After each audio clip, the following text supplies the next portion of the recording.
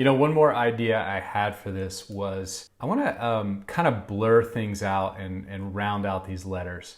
So I'll show you what I mean here in a second. Layer style, color overlay. I'm just going to turn this to black.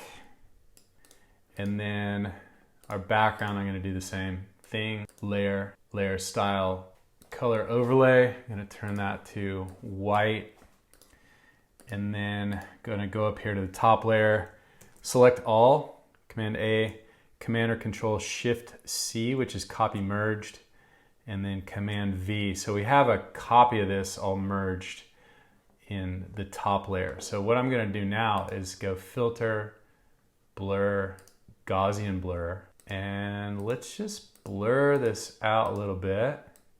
And that kind of like rounds out the edges and gets rid of those sharp points.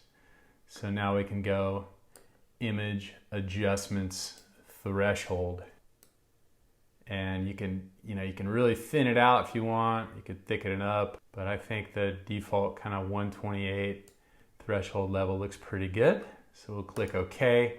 The other thing we can do is go to our channels, window channels, and Control or Command click that RGB channel. That selects all the white.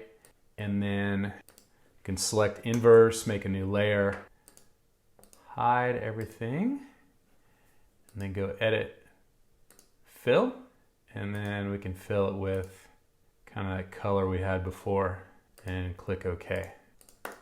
There you go. The other thing you could do with this is add some texture. I think that would also look great, but I'm going to cap off this tutorial right now. Thanks for watching.